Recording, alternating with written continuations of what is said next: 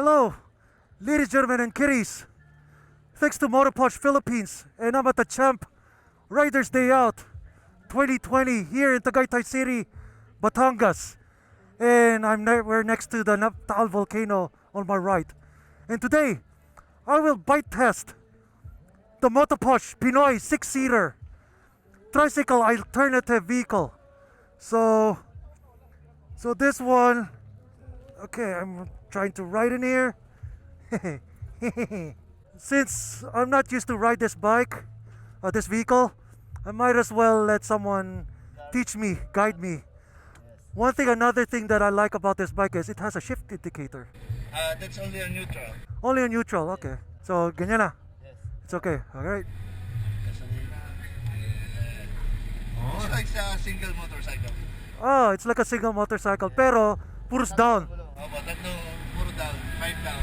Okay. Very nice. I feel kind of awkward because I'm wearing a helmet while riding this thing.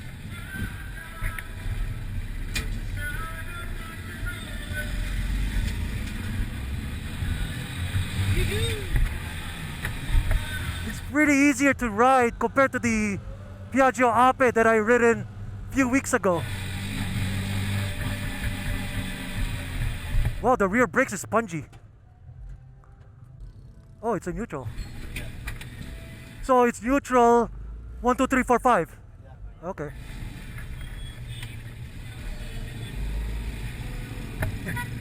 I really feel awkward right now. First, use your feet. That one. Okay. Okay. Ay, napatay ko tuloy. Ninyo-neutral ko muna eh. Kahit nakakambyo, okay lang. Okay, okay. Ayoko mamatay yun eh. Ay.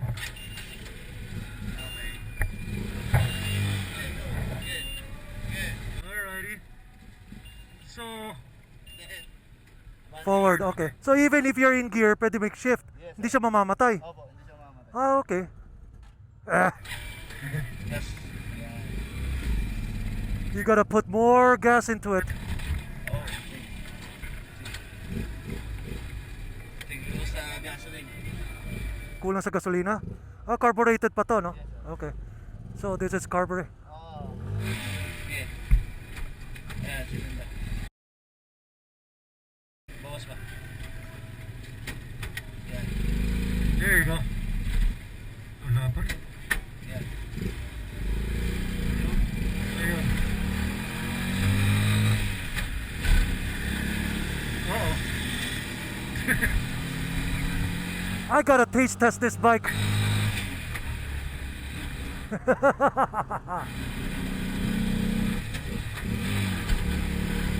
It's so easy to rev shift. Yes.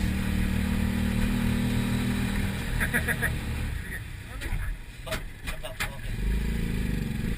One more. Neutral. Oh. Yeah. Front. Okay.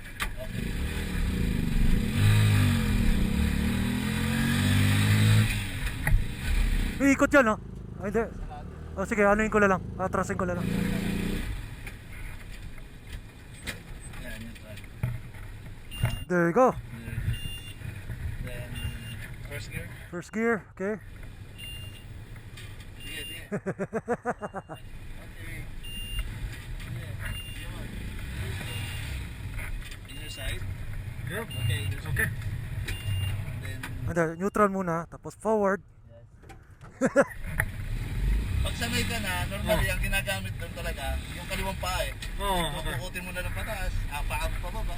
Okay, yeah.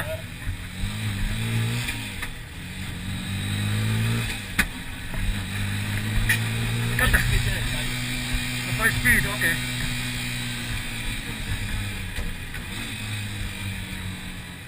Let me do a one U-turn. Ay, yung pinto sa likod.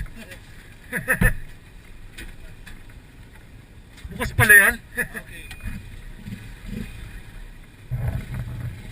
Good thing I got your name, please. Ang pangalan mo? Gary? Good thing he's here or else I'll be stuck.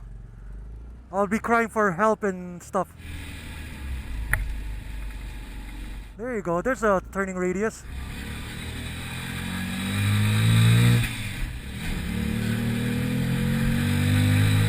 Unlike some other Tricycle Alternative Vehicle, this one is a mid-engine behind the front axle engine layout.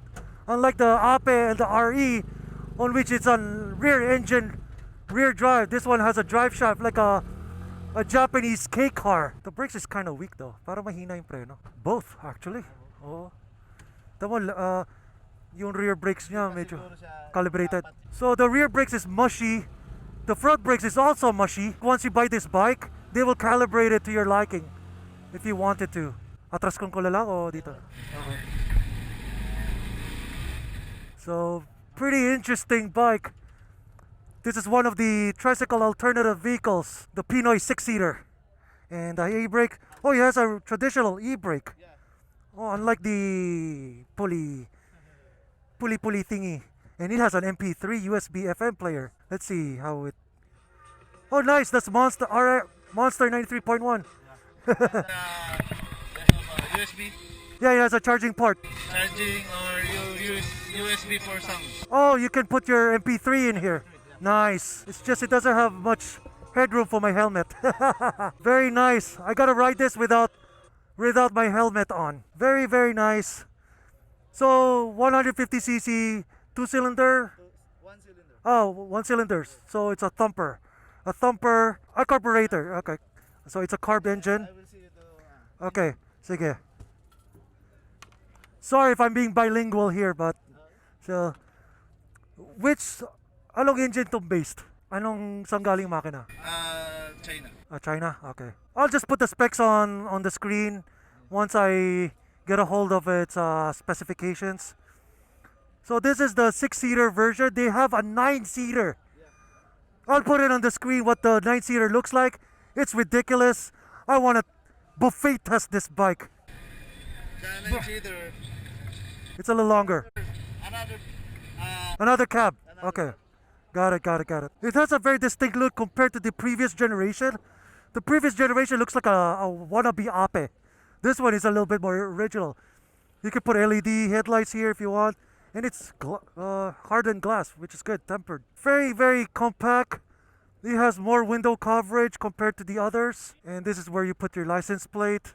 Right here. It has a reverse. Very nice. Yeah, there's a spare tire at the back, just like a 4x4. It has a top-loading roof rack, or roof tray, you call it. Unlike the RE, the Apes, and the TVS King. Metal. Metal or fiberglass? Metal? Okay. Very nice. Is it assembled here or is it assembled in China? Assembled here. Very, very nice.